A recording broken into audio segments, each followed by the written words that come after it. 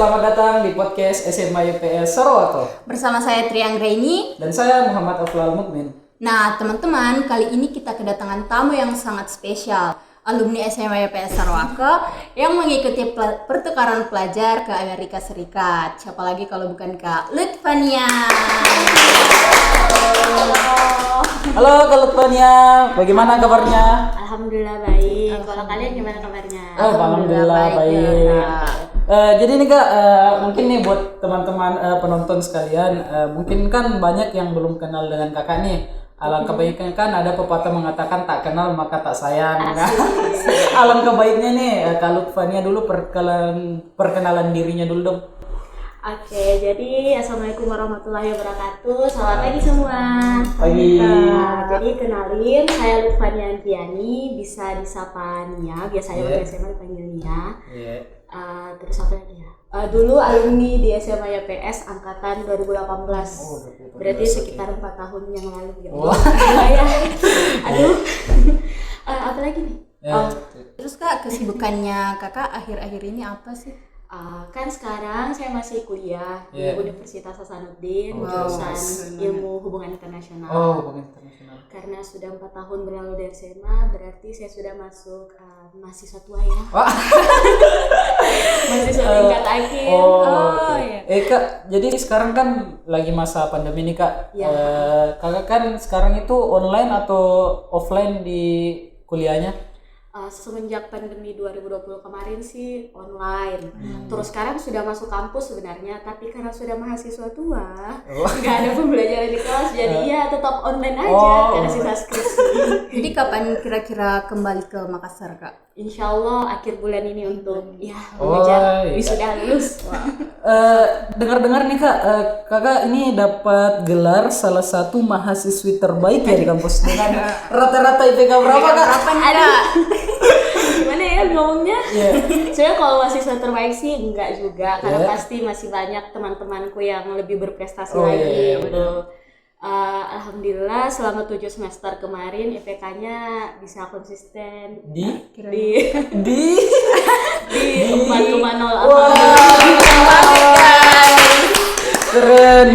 Keren. Ada nggak sih Kak strategi atau tips yang bisa dibagi untuk mempertahankan nilai tersebut? Sebenarnya pengalaman selama 7 semester soal mempertahankan nilai itu agak sulit. Setuju. Mudah meningkatkan nilai dibanding mempertahankan. Bayangkan tuh setiap akhir semester tuh kalau sudah keluar nilai, ya Allah dumba gitu, ini bakal turun atau gimana gitu. Itu tekanannya. Nah kalau soal strategi belajar itu kan sejak SMP, SMA saya itu memang selalu apa-apa itu pokoknya fokus dan diprioritaskan tentang kuliah, tentang sekolah pendidikan kayak gitu.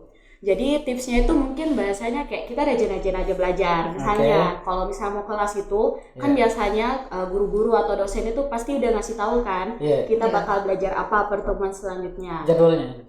Jadi sebelum belajar itu sebaiknya nge-review apa ya? Googling dulu gitu tentang topik yang akan dipelajari di kelas gitu. Kenapa? Biar ketika mulai pembelajaran di kelas kita lebih gampang connect gitu dengan apa yang sudah guru tahu sebelumnya. Kan sudah googling. Terus pas di kelas itu usahain aktif. Karena kalau kita cuma pintar di kepala doang, ya dosennya mana tahu kita ini teman-teman catat, teman-teman dicatat. Harus aktif di kelas, fokus.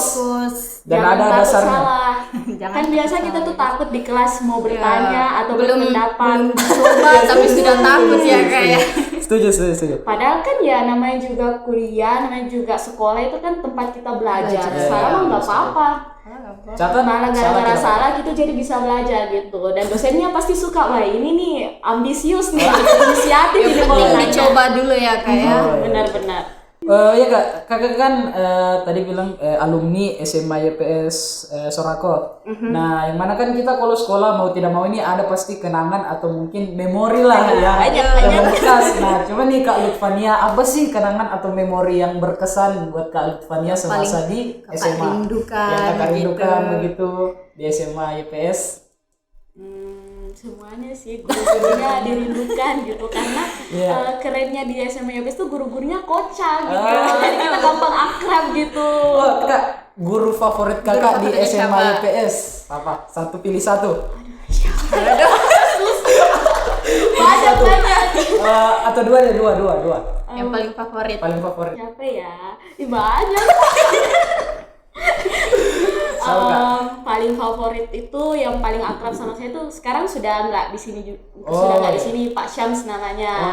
Ngajar matematika. Kenapa favorit? Karena dari beliau saya betul-betul jadi tahu kalau saya ternyata bisa di matematika, betul-betul belajar yang kayak dulu waktu SMA, waktu SMP kayak ya Allah ini matematika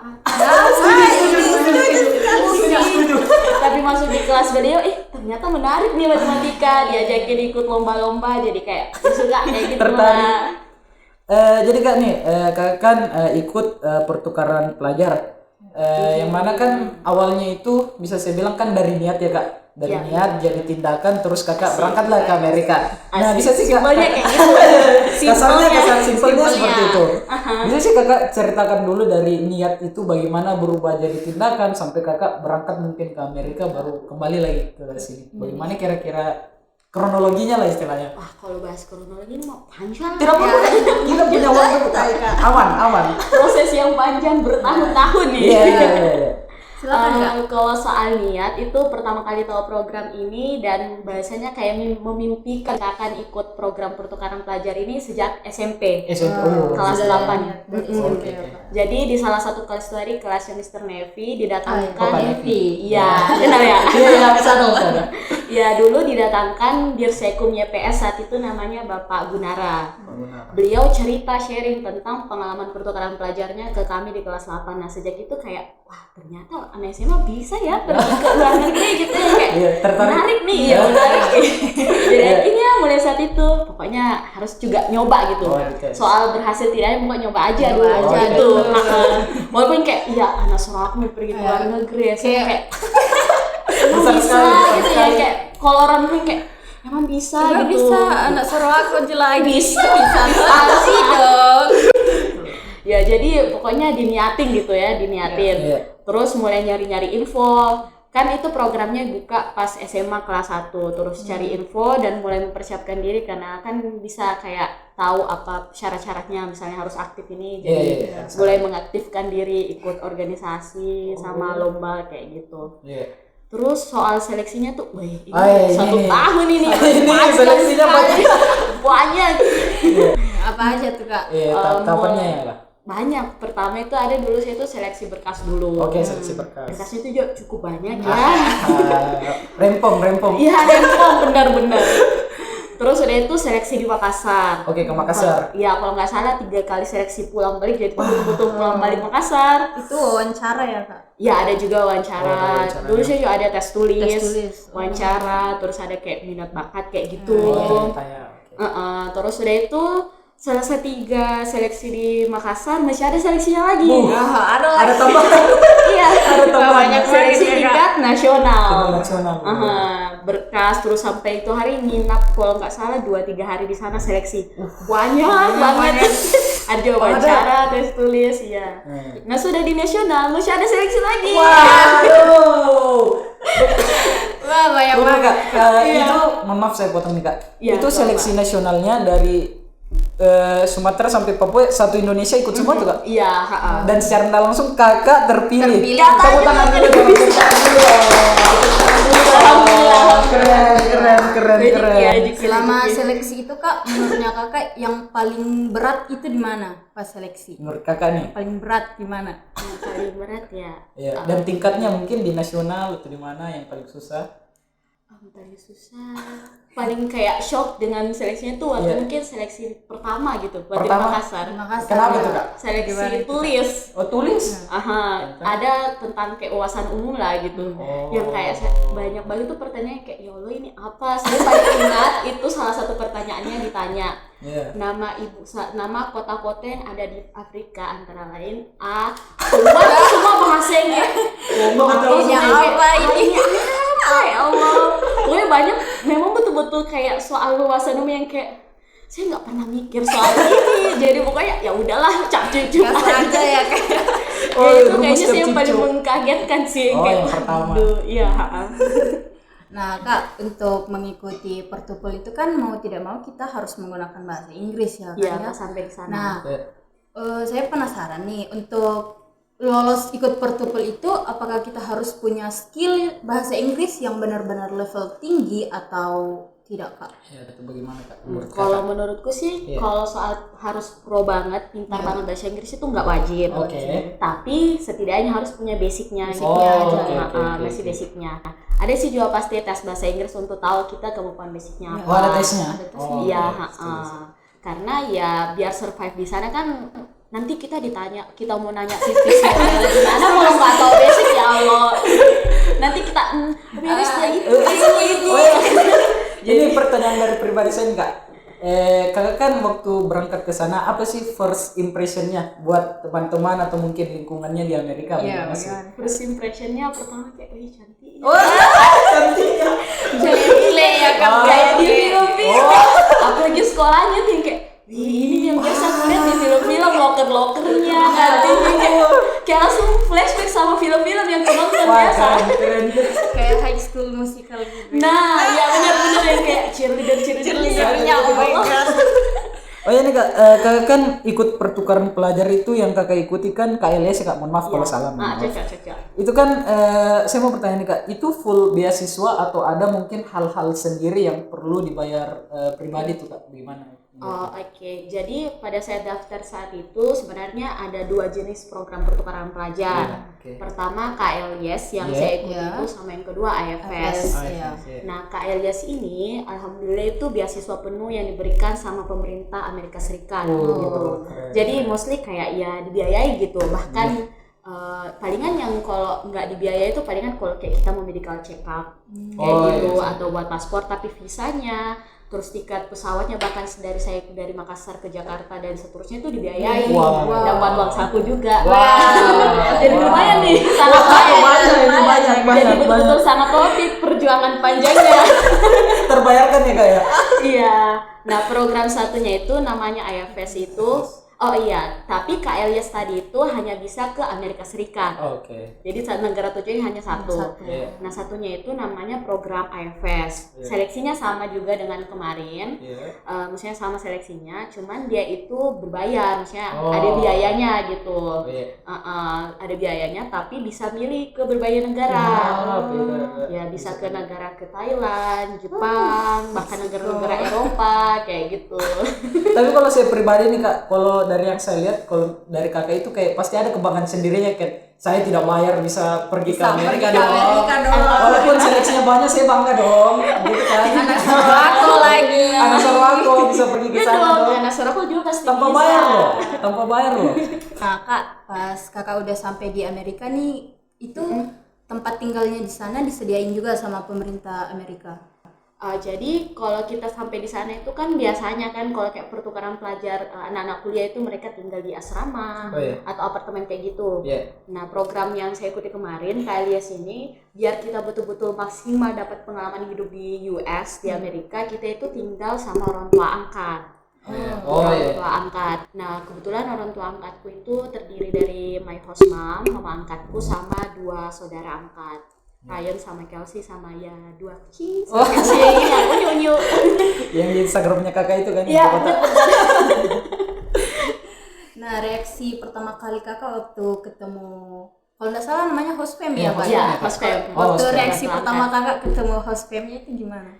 Yang kayak deg-degan lah pasti, yang kayak betul-betul nggak pernah nggak pernah ketemu, bahkan ngechat di Facebook itu bahasanya kayaknya beberapa hari sebelum berangkat gitu. Jadi kayak secara langsung otodidak gitu, langsung harus langsung akrab ya kayak. Iya, jadi kayak betul-betul kaget, tapi waktu pertama ketemu itu mereka waktu datang mereka langsung meluk, langsung kayak diajak ke tempat makan Asia di sana. Jadi kayak saya langsung terharu gitu.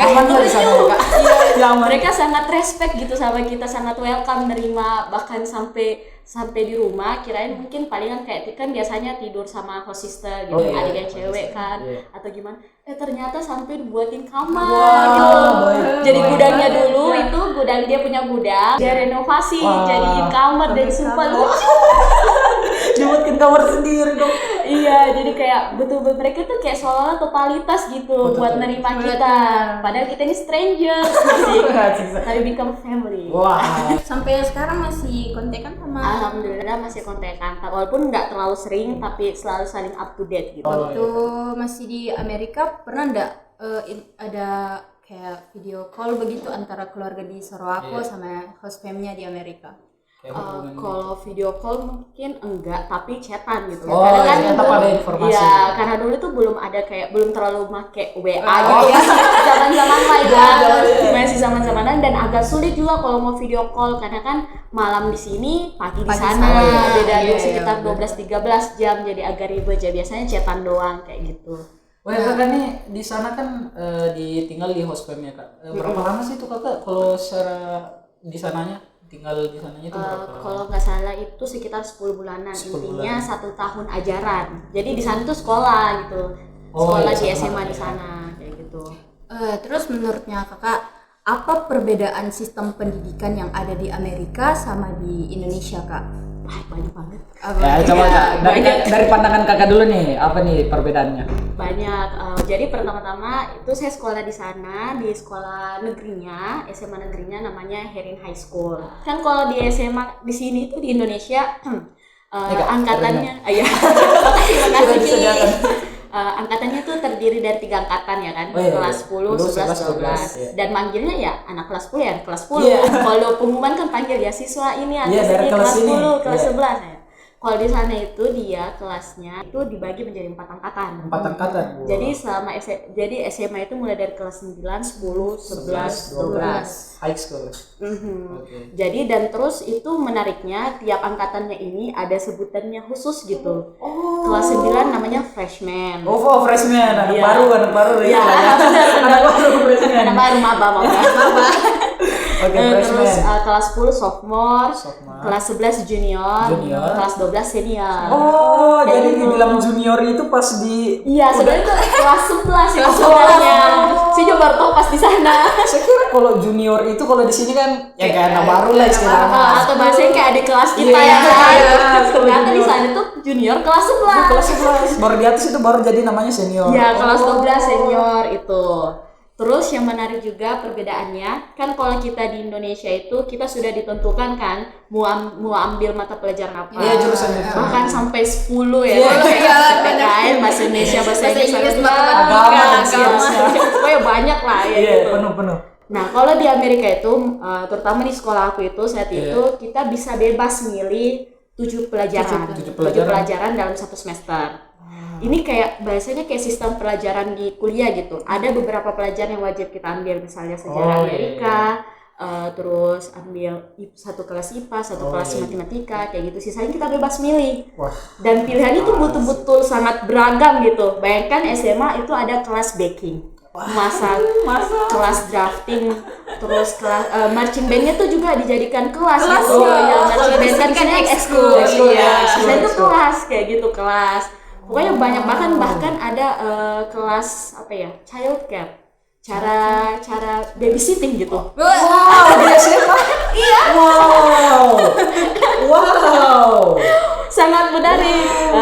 Saya sempat ambil kelas mengetik, itu ada khusus kelas yang mata pelajarannya ngetik. Kelas mengetik. Wow. Dalam sehari-hari tuh ngetik, kerjanya latihan ngetik. Ada juga kelas mengetiknya ya? Iya, kelas pidato ada. Saya sempat ambil juga bagaimana belajar berpidato kayak gitu. Jadi gini kak, kakak kan di sana itu nama kotanya di Herin. Di sana itu menurut kakak apa sih sebenarnya kan fasilitasnya bagus kan? Saya tidak bilang di Indonesia aja, cuma kan adalah perbedaan sendirinya. Ya, beda lah.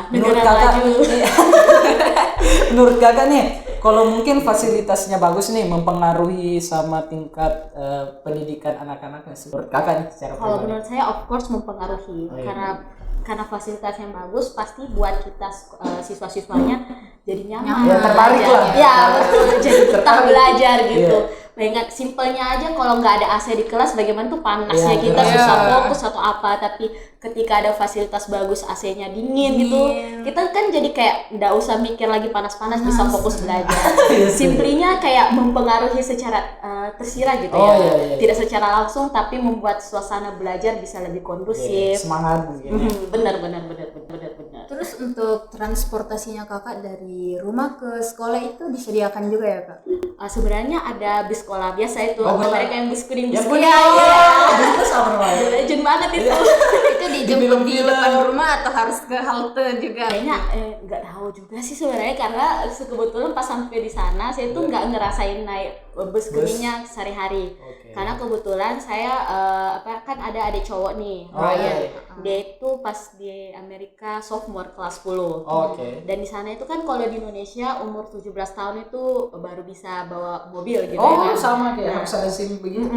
Nah di sana itu umur 16 sudah bisa bawa mobil. Dan itu hari, dan alhamdulillah waktu dia umur 16 tahun adikku itu dikasih mobil. Asik. Ada rantaunya mobil. Bisa dong antar-antar dong ke sekolah dong.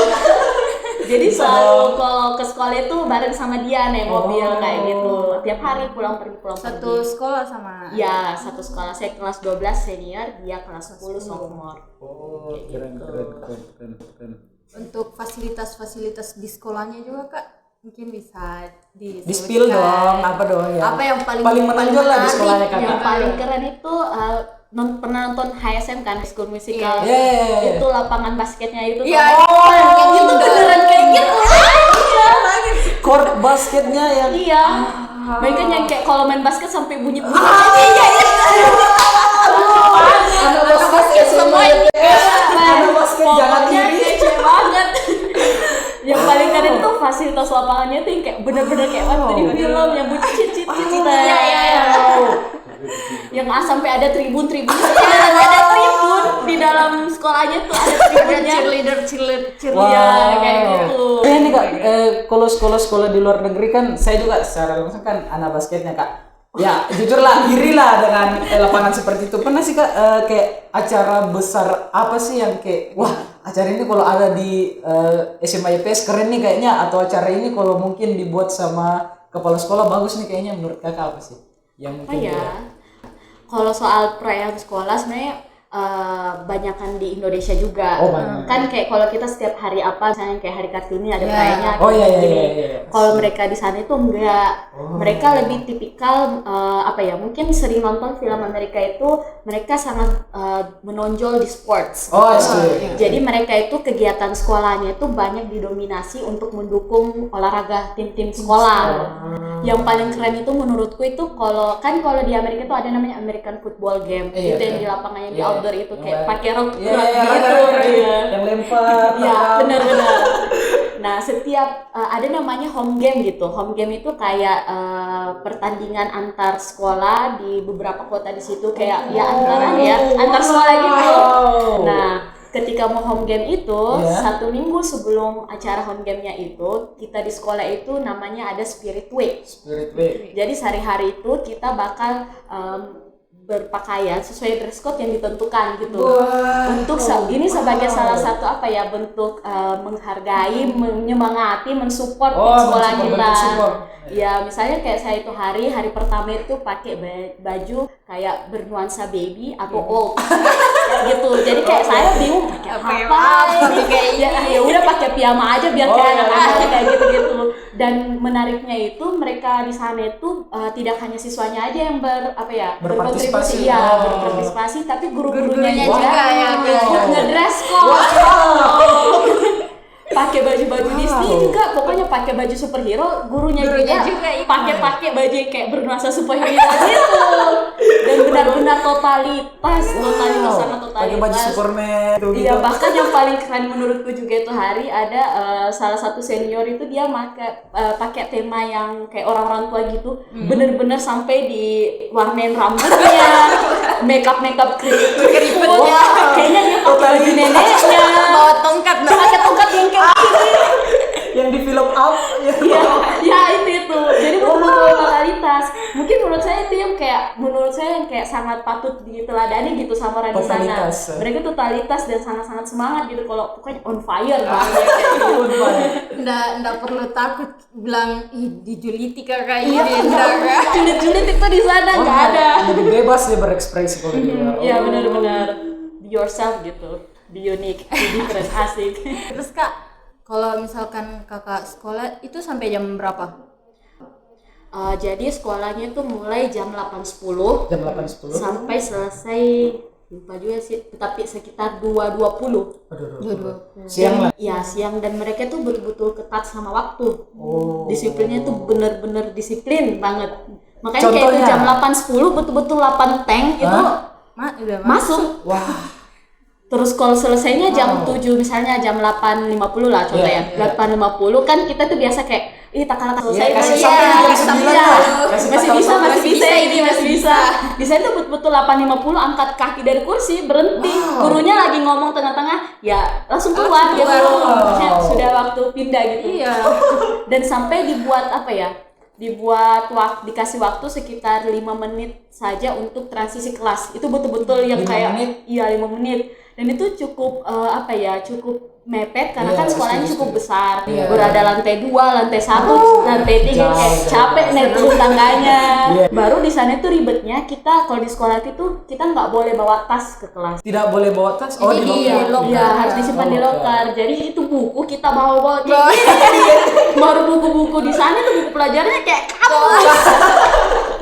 Beda sama di situ tipis-tipis begini. Buku fisika sih kata kalau begini. Iya, buku matematika segini, ya Allah, bayangkan tuh beratnya di bawah. Jadi kadang tuh betul-betul kita harus ngeras gitu sampai kayak Harus mau lari. lari. Iya, lari-lari ke Waduh. locker, simpan buku, ambil buku lagi ke kelas selanjutnya. Itu ya Allah, capek juga. Padat ya, kayak kalau bisa saya bilang itu kayak tekanannya mungkin bagi anak-anak itu harus belajar disiplin, tapi di sisi lain yang kakak bilang tadi ada kegiatan-kegiatan yang merefresh anak-anak tersebut ya. Tapi mungkin karena mereka sudah terbiasa juga di sana, mereka nggak merasa capek-capek gitu. Saya Jadi juga kayak terbiasa lama-lama lah. ya kayak terbiasa. Makanya kayak kalau pas saya pulang, mamaku biasa gini, ih kenapa itu jalanmu cepat sekali? Oh iya, Trauma kak. iya, terbiasa harus jalan cepat selama di sekolah, jadi kayak sampai di sini kayak cepat mau jalan ya kayak. Sorry mak, trauma mak, sorry trauma. Nanti telat kak. Terus Kayak Kak, gitu. kalau kan sekolah sampai siang itu apa dikasih waktu untuk sholat zuhur bagi yang muslim? Iya. Oh iya, jadi sebenarnya itu di sekolah aku itu saya sendiri muslim. Oh. Bahkan di kota aku kayaknya setauku nggak ada orang muslim juga. Oh. Terus soal sholat itu cukup jadi tantangan sih. Oh, iya, Karena kan kalau pertama ya karena di sana nggak ada, bahasanya nggak ada tempat sholat khusus Iya, gitu iya, ya kan. Terus kedua waktu sholatnya. Nah kan kalau di Indonesia ya waktu subuh sekitar jam 4 lewat. Iya, Setiap hari itu sudah menentu gitu. Iya, iya. Jelas Sudah pasti. pasti waktunya. Nah di Amerika itu karena negara 4 musim. Oh. Kan itu di Amerika karena 4 musim, kalau musim panas itu waktu siangnya itu lebih lama dibanding waktu malam. Kan Indo 12 jam pagi, Iya, sudah 12 sudah jam pasti. malam. Sudah waktu pasti. Nah, jadi itu waktu sholatnya itu nggak menentu. Musim panas itu bisa saja waktu subuhnya itu sekitar jam 3. Karena jam 4 sudah mulai Oh, naik matahari. sunrise ya, sunrise. Sudah naik matahari. Terus malamnya itu maghribnya itu mau jam 8 lewat. Wow. Betul-betul lama banget. Siangnya itu kayak lama. Iya, dan itu kerasa banget pas puasa. Ya Wah, ya Allah. Puasanya kayak satu hari full yang kayak saya bahkan nggak tidur karena mau sahur, karena kan takut telat. Imsaknya itu sekitar jam 2 lewat. Setengah 3 kayaknya. Jadi pokoknya jadi kayak ya Allah bangun. Jadi saya nggak tidur karena jangan sampai nanti nggak bangun sahur. Oh ini kak, Iya. saya kan tadi dengar kalau kakak ikut puasa. Jadi Iya. saya penasaran nih kak, bagaimana sih tanggapannya host fam-nya kakak itu dengan kakak yang kayak, kok ini anak bangun subuh-subuh masak, tiba-tiba makan subuh-subuh, siang nggak makan, gimana sih? Sebenarnya mereka nggak notice ketika saya bangun karena kan di kamar masing-masing. Yeah. Tapi kan ya saya cerita gitu ya, cerita besok saya mau puasa. Tidak kau bantu kita nih. Langsung ditanya, itu berapa lama gitu Yeah. ya kan. Saya kayaknya ini dari sekitar jam 2 sampai jam 8 malam gitu baru buka. Saya kayak ditanya, itu kuat, itu nggak makan kuat, udah biasa kok waktu di Indonesia gitu. Mereka respect gitu. Tapi mereka yang bikin terlunya itu mereka perhatian banget. Jadi selama 1 hari itu kan mereka bangun palingan mungkin sekitar jam 8 jam 9 bangun. Musim panas. Libur ya Kak kalau musim Ya libur pas musim libur musim panas. Jadi telat bangun lagi. Telat bangun. Dan selama 1 hari itu kayak host mamku hampir tiap jam masuk ke kamar kayak nggak haus, nggak haus, nggak capek Ci, nggak lapar, I'm okay, I'm fine. Kayak mereka yang khawatir gitu, jadi kayak iya. Keren ya. Dan pas buka puasa diajak dinner di luar, karena kayak sebagai self reward gitu katanya, reward setelah capek puasa 1 hari ya. Jadi kayak saya tuh betul-betul terenyuh gitu sama sikapnya mereka yang betul-betul respect, baik banget gitu. Rindu ya kata mereka ya. Rindu. Saya bisa ngulang lagi ya Allah. Ini Kak, selama di Amerika kan banyak lah kenangan-kenangannya. Kakak bisa mungkin ceritakan dong susah senangnya saja yang di Amerika kakak rasakan, mungkin susahnya apa, senangnya kayak bagaimana selama hidup di negeri orang. Iya, di negeri orang. Sebenarnya banyak dukanya juga, tapi saking sukanya itu senang-senang yang sangat bikin happy nggak terasa sih.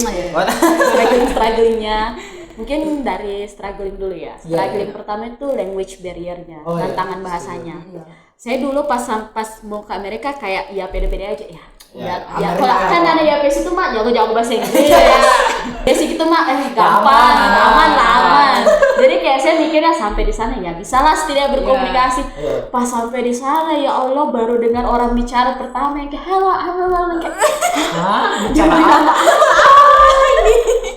bicaranya cepat. Baru kan kayak ya bahasanya yang kita pelajari di kelas itu kan lebih ke bahasa bakunya bahasa Inggris, sedangkan bahasa sehari-harinya itu kan nggak terlalu memperhatikan grammar. Banyaklah logat-logat accent-accentnya gitu.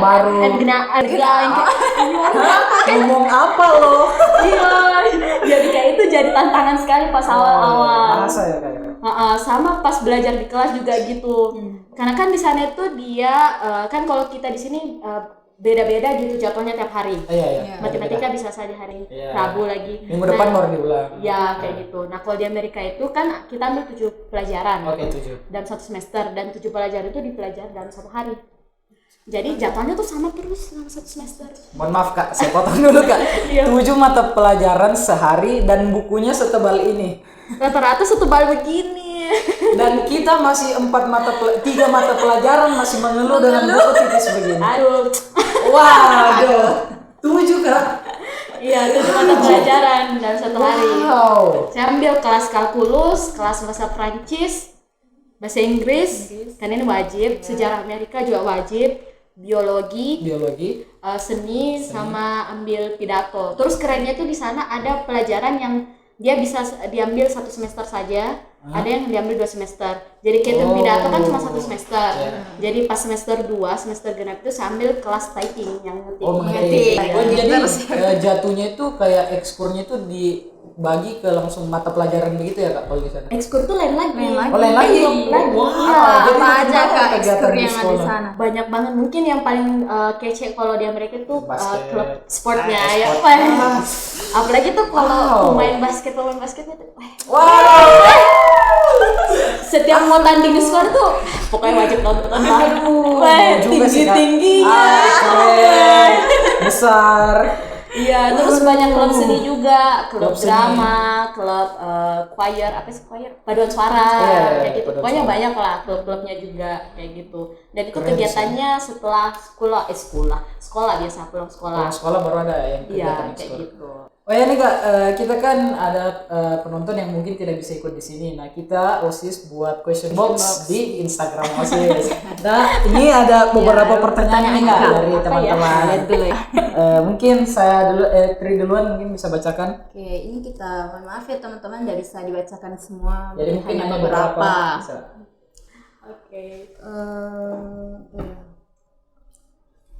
Untuk Kak Lutfenia nih, culture shock waktu di sana apa aja Kak? Culture shock sebenarnya banyak, tapi yang paling terasa itu makanan. Iya, nggak ada nasi. Ada. Itu yang paling culture shock sekali. Kita orang Indonesia kan itu apa-apa tiap hari harus makan nasi. Nggak bisa kenyang kalau tidak makan nasi. Sampai di Amerika, apalagi di keluarga itu, bosnya nggak ada nasi. mereka jarang banget makan nasi. Makan roti aja. Ya kayak makan roti, makan pasta, ayam ya ayam Ayam. kok, ada nasinya, Lombo-lombonya.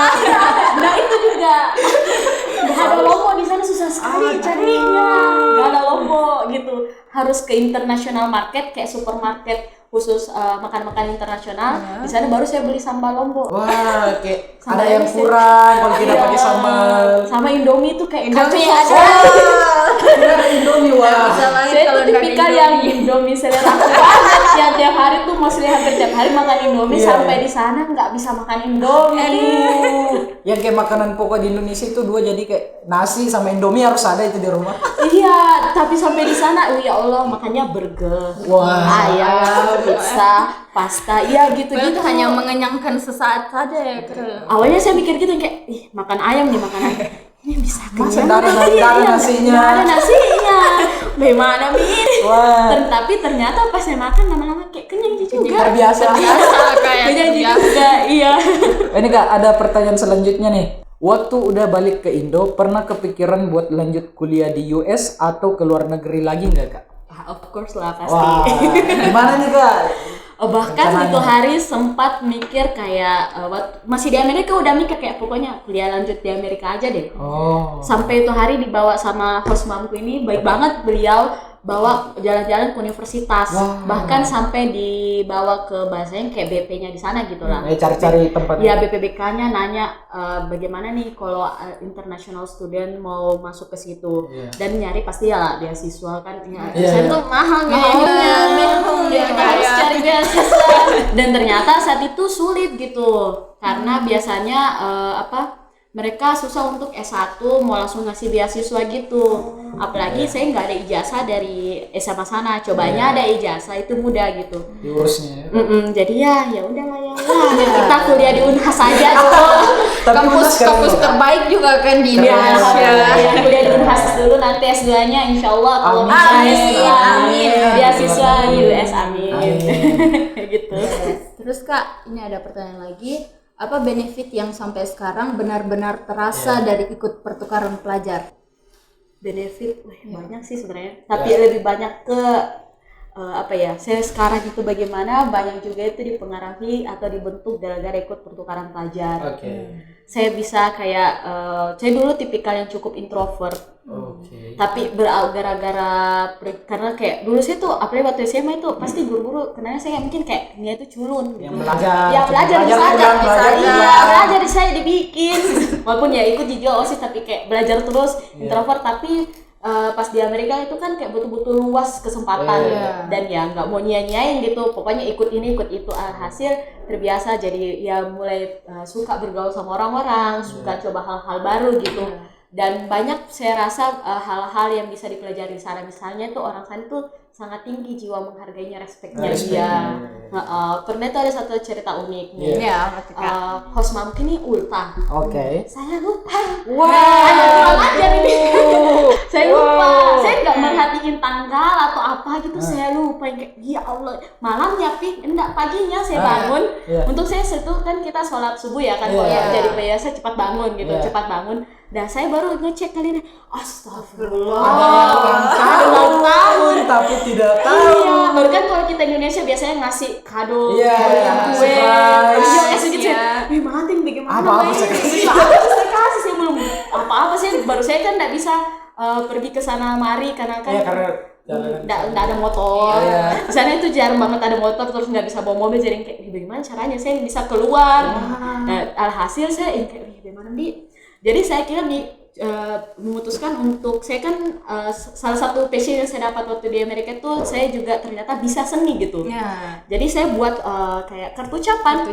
Very simple gitu kalau kita orang Indonesia. Dede kartu ucapan gitu, kartu ucapan iya. Paling nanti Tulisan dibuang gitu. di Iya, kartu ucapan terus saya buatkan kertas-kertas origami kayak gitu.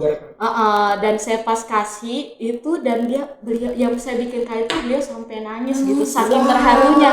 Padahal kayak kalau dipikir kartu aja gitu origami iya. Dan dia kayak thank you so much, it's so lovely. Dia yang ulang tahun tapi kayak kenapa saya yang terharu. Sama-sama terharu. Iya, saking tingginya respeknya mereka dan saya rasa itu sangat betul sih untuk diterapkan. Bagaimanapun seberapa kecil pun tindakan yang dilakukan seseorang, we need to respect them. Hargai ya. Betul. Nih Kak, pertanyaan selanjutnya nih. How your first day of school in US? First day. Bagaimana? Jadi hari saya kan pertama? sekolah itu di sana betul-betul nanti first day baru masuk, bukan kayak biasa. Kan biasa kita kalau mau sekolah baru 1 minggu sebelumnya tuh berapa harinya pergi jalan-jalan lah. Lihat keadaan. Iya, enggak. Langsung masuk. Iya, karena kebetulan beberapa hari sebelum sekolah itu saya langsung diajak baru sampai, diajak langsung pergi liburan. Wow. Ke kota sebelah, bahasanya keluar kota gitu, di Chicago. Wow. Iya, di Chicago. Langsung diajak. Yang literally baru sampai malam ini, siang-siang ini. Terus besoknya, kita ke Chicago. Langsung gas Chicago. Wow. Saya bahkan di kamarku saya belum beradaptasi udah diajak pergi liburan. Langsung pergi. Ya itu saking mereka baik banget gitu ya, baik banget. Nah sampai di sekolah kan itu betul-betul first time di sekolah. Culture shock pertama itu yang kayak, wah orang Amerika benar-benar tinggi-tinggi. Iya. Tinggi-tinggi sekali, bahkan saya itu kayak, ya Allah, kayak begini. Antara tinggi dari jempol sampai ini. Sampai-sampai orang di sana tuh pada kaget ketika tahu saya senior kelas 12. Kelas 12? Iya, kayak gitu. Baru terus di sana kan kalau kita orang Indonesia kalau ada bule datang, bayangkan kalau ada pertukaran pelajar datang sini pasti langsung kita kerumunin kayak Indonesia. Iya, kita pasti langsung kayak deketin gitu PDKT. Nah di sana tuh enggak. Lo gue. Jadi pas sampai tuh kayak saya ini kemana ya? Harus kemana? Iya, padahal kalau dipikir yang kayak saya pakai jilbab sendiri toh, pasti kayak orang lihat tapi saya nggak bilang langsung, ayo nggak langsung ngedekatin gitu. Jadi di sana tuh perlu kita duluan yang mulai gitu. Kalau kita mau ngajak kenalin kita duluan gitu. Dan itu yang cukup culture shock gitu. Saya yang kayak domba juga karena takut bahasa Inggrisku belum bagaimana. Belepotan mau nanya, tapi bahasanya kayak, wih Momi ini masuk, saya tidak tahu di mana loker, saya tidak tahu di mana kelas. Jadi alhasil saya memberanikan nanya, dan ternyata mereka bahasanya kayak don't judge book by its cover. Mereka mungkin kelihatan cuek dari luar, tidak kayak ngekepoin kita, tapi pas satu kali kita nanya ternyata mereka sama friendly kayak, can I ask where is this class kayak gitu dan let me jadi kayak diantar gitu sampai dianterin. Jadi kayak kita harus mulai pembicaraan dulu baru dia kayak tangkap dengan lagi ya Kak. Iya kayak gitu. Ada pertanyaan ke Sadir nih Kak. Waktu di US pernah dapat musim salju enggak? Wah, pernah. Gimana sih Kak first impressionnya itu? First impressionnya, sayangnya waktu salju saya di sana itu enggak salju yang sangat putih-putih banget tebal. Tapi ya sempat sih salju turun. First impressionnya sholat subuh nih, kan itu musim dingin, berarti bahkan kalau musim dingin itu mungkin sekitar jam 7-an, jam 8-an baru sunrise. Baru nih. Terus sholat subuh, terus saya kaget lihat di jendela kamarku, apa itu sunrise? Apa tuh? Kayak baru. Iya tuh kayak putih-putih apa ini? Pas saya center nih pakai HP-ku, center, kayak salju itu. Lihat orang baru kasihan baru lihat salju tuh kayak pokoknya tidak kupikir nih pakai baju apa Kak, pakai baju tidur langsung keluar, pakai jaket saja satu dan langsung ke pribadi salju kayak setengah dingin sekali yang bayangkan subuh keluar cuma untuk pergi lihatnya itu. Tapi untungnya pas subuh itu saya keluar karena pas sudah mulai naik matahari sudah mulai mencair. Iya kayak gitu. Ini Kak, mungkin pertanyaan terakhir nih Kak. Sampai sekarang masih kontakan sama host fam dan teman-teman di US enggak? Kan tadi host famnya sudah ya. Kalau teman-temannya bagaimana? Kalau teman-teman mungkin nggak kontak-kontakan kayak kita di Indo yang tiap hari mungkin selalu ada digosipin, diceritain. Tapi biasa paling saling reply story kayak gitu-gitu. Mungkin buat teman-teman itu tadi ada beberapa pertanyaan dari teman-teman sudah saya bacakan. Terima kasih sudah memberikan pertanyaannya. Selanjutnya saya ucapkan terima kasih buat Kak Lutfania sudah memberikan waktunya buat OSIS. Pengalamannya Kak buat teman-teman, saya harap semuanya bisa belajar dari Kak Lutfania bagaimana bisa fokus, bisa membagi waktu mungkin dan sebagainya. Jangan takut bermimpi. Coba jangan takut bermimpi. Bermimpilah tinggi-tinggi. Coba aja, Coba saja semua. Coba aja dulu. Kita masih Jangan muda, takut bisa salah. mencoba berbagai hal. Benar. Oke, makasih Kak Lutfania. Buat Makasih teman-teman, juga. jangan lupa YouTube channelnya SMA IP Sorako di like, comment, and subscribe. Dan terakhir, we'll see you in the next video. Bye-bye.